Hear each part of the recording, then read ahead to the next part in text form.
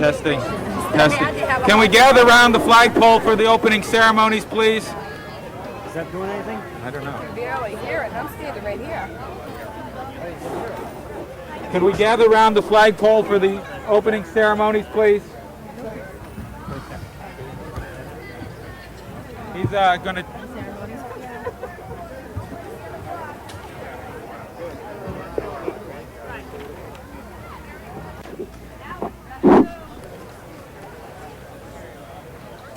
Can you gather around the flagpole for the opening ceremonies, please? My name is Myron Goddard. I'm a native of this town. I've lived here most of my life, which is 72 years now. The fair is an important part of life in Hardwick.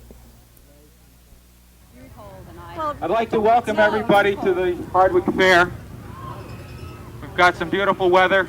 We've got a few new activities here that hopefully you will enjoy. The first fair in 1762 came about largely because Brigadier Ruggles, a prominent resident here, was endeavoring to have Hardwick become a major central town for the area. And he tried to work that through politically and failed in that, so his next move was to make it a fair, and of course people came from all the surrounding regions back there, as they do now, and to some extent he accomplished what he was seeking to do. Hardwick became well known for its fair. This is from Page's History of Hardwick regarding the fair. This fair was considered so important and of so great public interest that its occurrence was duly predicted by the almanacs of the day, and Hardwick Fair had as conspicuous a notice as general election or commencement at Cambridge. It attracted public attention, and multitudes flocked to it from all the regions round about. It was holden twice a year, in May and October, when cattle and various articles of manufacture and merchandise were exhibited. Did you just say? No. These will be first, except they're dirty. I know. So they should be second, and whatever was second should be first. One of the other things that we look for that we're discussing right now is it's very important when people show their produce is that they've cleaned it, that they've taken the silk off the ears of corn, that they've really taken the time to prepare it so that it looks perfect. It's been basically a fairly good year, I think, because we had a lot of moisture, and those that love sun have had a good time with the humidity and everything that coming out, so that, and if these flocks don't have mildew, they've done very well in the humid weather, too. You can pack the carrots into the jar, but this person has taken the time to scallop and arrange them, and that makes a difference in terms of judging. I would be tempted to go 2 and 3. Okay, that's all right with me, because I didn't think any of them. Okay. This is what we like the best. Yeah. See, it's a nice clean head, clean flowers. You don't see any dead flowers on it. You don't see mildew on the foliage or insect damage on the foliage. So we're going to go 2 and 3. Have you ever tasted something that was just really horrible? Yes. Black. There've been some breads, quick breads that, like, you know, you cut a piece and you get a mound of baking soda in it. It's a lovely taste treat. The bread, some of the breads are really bad. What are the best things that people in Hardwick do here for baked goods? Oh, the tea rings are really good. The cakes, everybody, you know, all the baked goods are good. We're the most popular committee. Everybody wants to eat what we try here. It's hard to say. I guess I like the judging because it's just something different than what I usually do. It's fun to look at people's hard work and see the kind of effort they put in, and it's fun to give people ribbons. The Hardwick Fair I've been coming to all my life, and it's just part of my summer.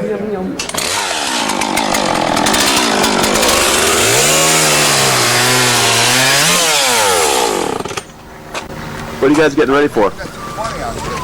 Lumberjack contest. How's it work? Well, they just blow through the lines a couple of times and on a time basis. Well, I've never seen a lumberjack contest. So what's boring through the lines mean? What do they do? Like take this saw here. Yeah. You bore right through straight. Yeah. Cut off a piece and you cut another piece off. It's on a time trial. And so the fastest one wins. Right. I've never been to Hardwick. I've never been to the fair. What are some of the things that are so special about it? Well, the whole town participates in it. I mean, everybody, from the oldest to the youngest, everybody participates to it.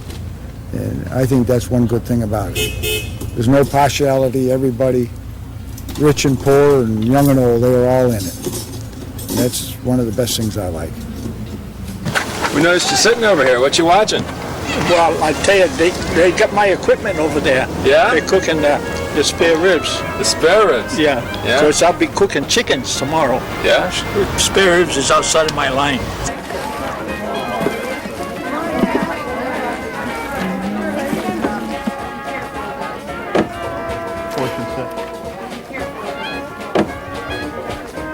We'll be at the other end. We just have As usual. Special sauce. Nobody will never secret ingredient. yeah, really. Sing 'em. Mr. Webster, we go that way, that right? Okay, I will do. Oops, I'm sorry. Can I help you, sir? I live in Hardwick, and I want you to know about it. How long have you lived in Hardwick? I've lived in Hardwick for about 6 years now, and it's not quite enough. You have to live here for about 200 years, and then people will really accept you here. We're outsiders. It's a Hardwick attitude. It's laid back, welcoming people from all around New England. They don't care who they are for today. They treat them like they've been here forever. It's a nice bunch of people. Nice bunch of people.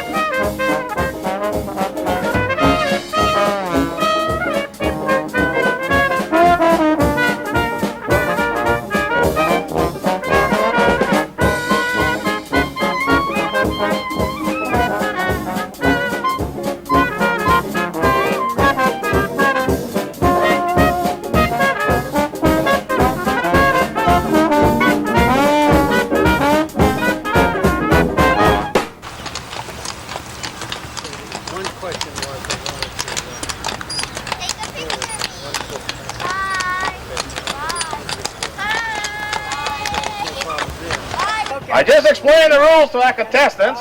I don't know if you people noticed, but we do have a bigger log this year. Okay, we want all the contestants that have 50 cc and under to step up, and we'll sign you right up. 50 cc and under, all contestants.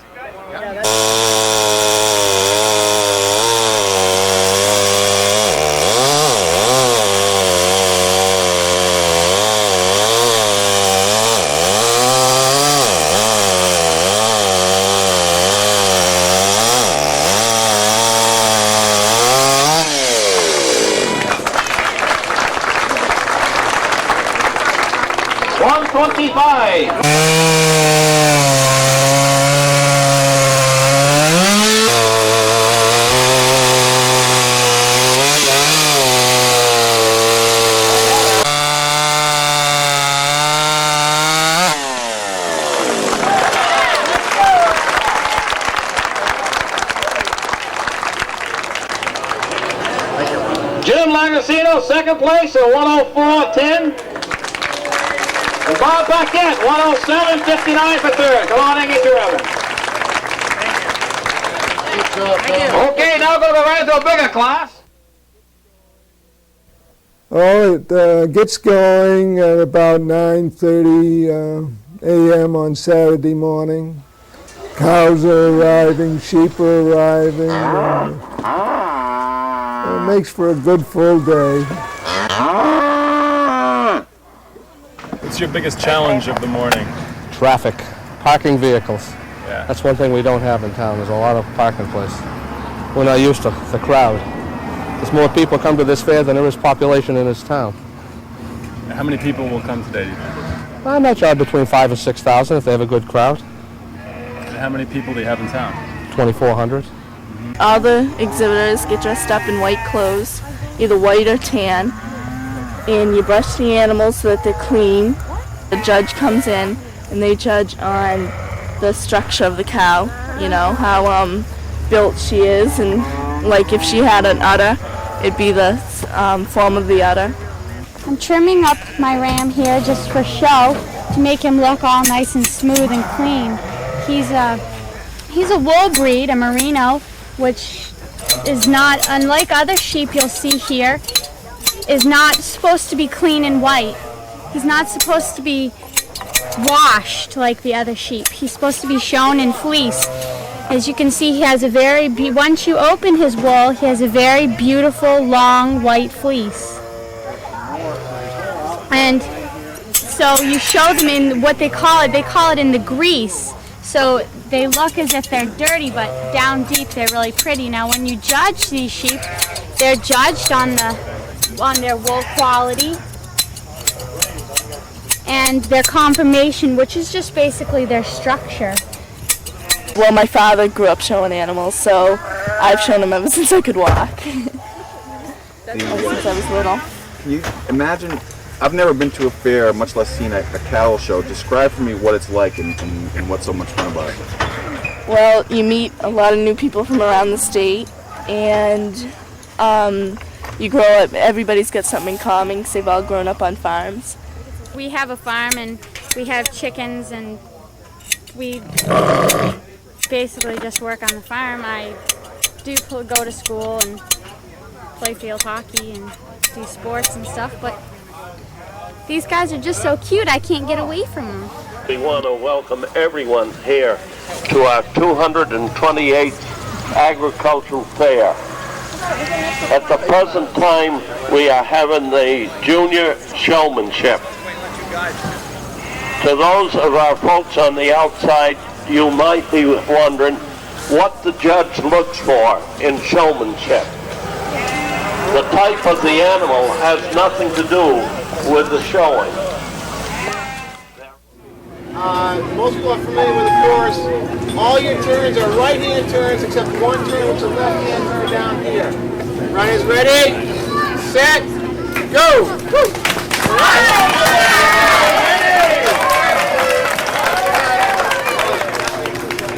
You see an awful lot of young people here, and we try to keep our children involved in 4-H activities. It's good if you have some kind of a sheep business. It's good for the business to get out and get a little publicity amongst other sheep breeders. What you'll see here today are nearly 200 sheep, and all different breeds. We have breeds that are primarily raised because of their meat characteristics, ability to provide good American lamb, and also wool breeds whose primary focus in life is to provide fleeces to the wool market and hand spinners. This is a youth show, so you'll see no adults showing sheep here today. It'll all be young kids. And the youngsters will be showing their rams and their ewes, and it's a flurry of activity. You'll see a lot of hard-earned sweat today, especially on a hot, muggy day like today. Kids working hard, helping each other. It makes a good focus for them, and it's also part of New England. Good morning, everyone. Looks like we're going to have a fantastic sheep show today. We've got more sheep than we've ever had before at the Hardwick Fair. We're approaching 200. And we have two judges this morning. In ring number one, the one closest to the tent is John Buffington from Rehoboth, Mass. And in ring number two, the one closest to the brook is Jonathan McPhee from Holden, Mass. In ring number one, we have senior showmanship. I believe there are 12 in the class. And in ring number two, we have junior showmanship, and there's 9 in that class. The showmanship classes are a combined class of fitting and showmanship. The judge goes through the sheep and evaluates their cleanliness and their trimming and the shape that they're in.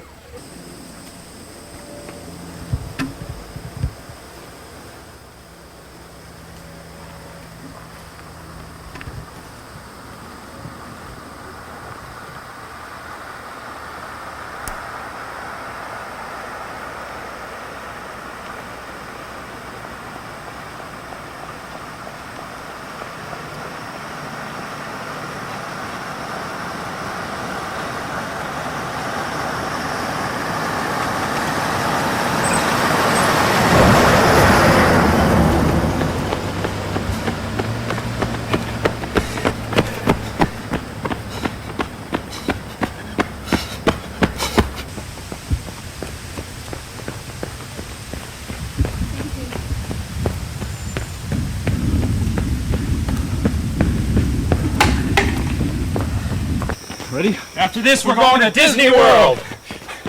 Randy Noble is one of our local stonemasons, and he demonstrates how stones used to be split. And of course that draws a crowd because Hardwick is famous for its stone walls that were built hundreds of years ago, and many of which are in good condition today. Got a crack already.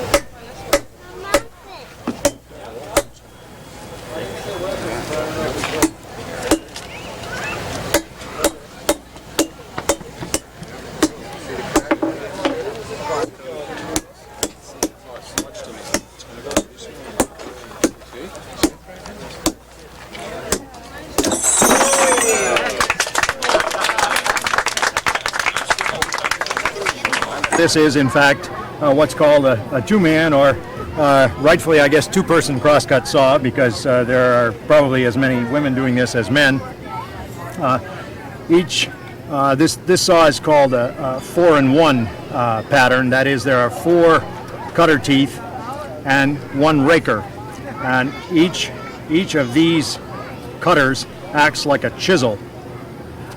These 2 are on my side of the saw, and these other 2 are cutting on that side, and each of these teeth cuts a thin sliver of wood out of the kerf, and then this raker tooth, which is coming behind it, rakes the piece of sawdust out of the way so that the next cutter in line has essentially clean wood to start cutting on. My wife's family is from this area, this being a community fair. And so when I first started coming here, I didn't really know anyone. And there's just a good community feeling here. We've been certainly in other years to a lot of bigger fairs that just, I don't know, they just don't have it. Whether it's loud midway sections or just the crowds of people, I'm not sure. But people haven't tried to follow all the other fairs with all the gimmicks and all the junk trinkets and the nauseous rides and whatever else goes along with some of the really big fairs. Not to say that some of those fairs don't also have some good agricultural exhibits too, but they're kind of negated by all the blare and razzmatazz and people flipping over in stock cars, and it's nice to come to something like this where you can, just sit under a shade tree and relax a little bit.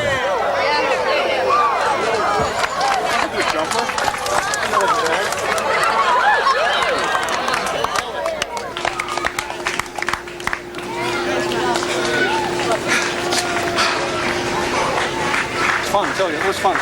Yeah, it was great.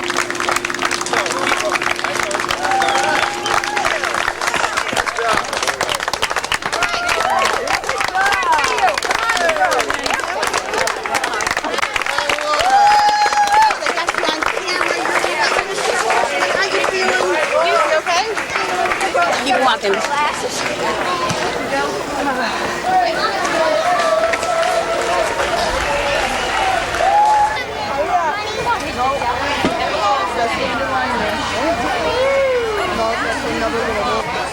Go there, smile. All right, what's next? Here you go. There's a spoon. I want you to hold that ball and carry that ball down to that basket and drop it in. Good boy. Don't drop it.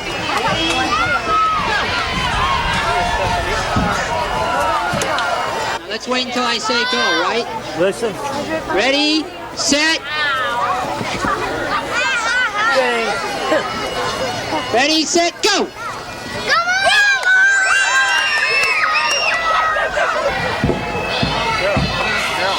Can you walk over the board? Can you make it? And then bring them back to me.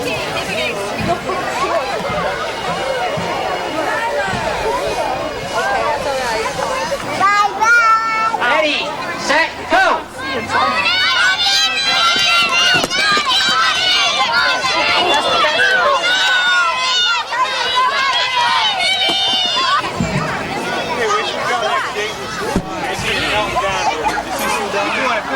Don't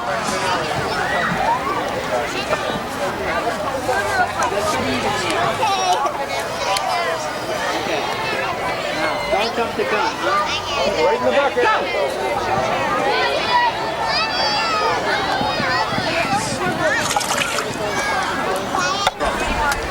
You first, right? Yeah. Okay, you were second?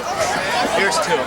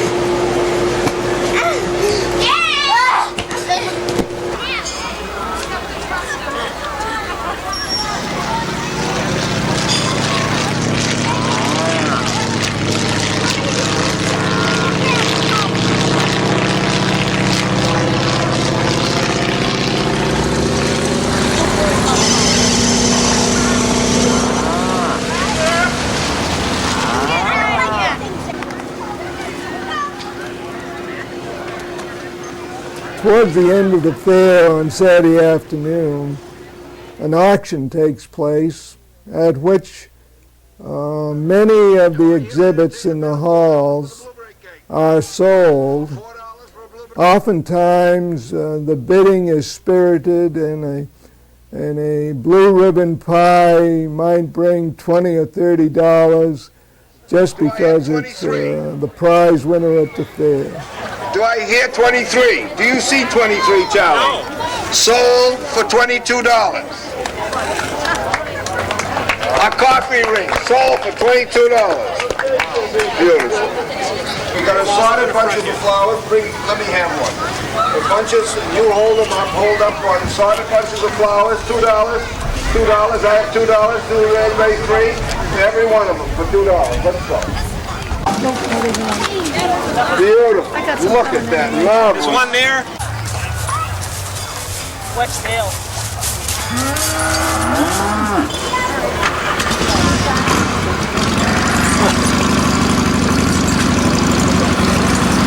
This is the end. Was it a good day? Yep, good day. I think everybody agrees. Good sale.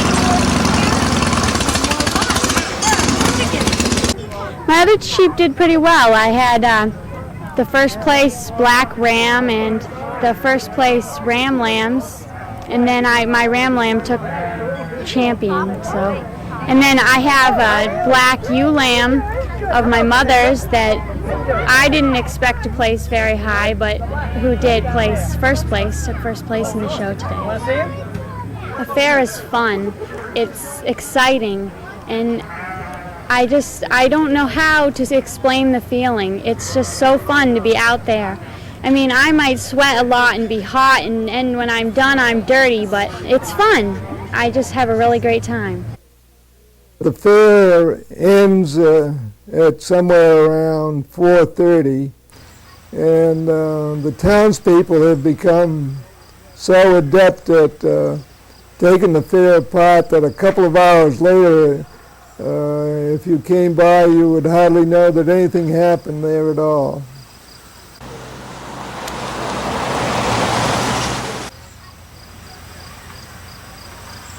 At the end of the fair, we're all exhausted.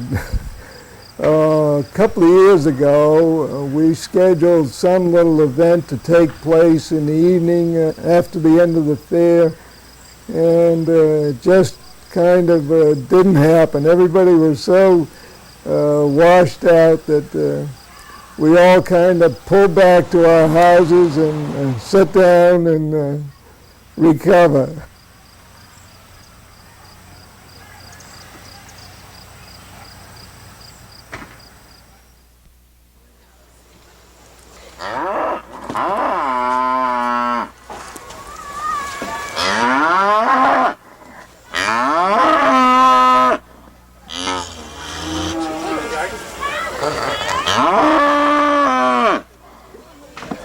You got it made. There you go.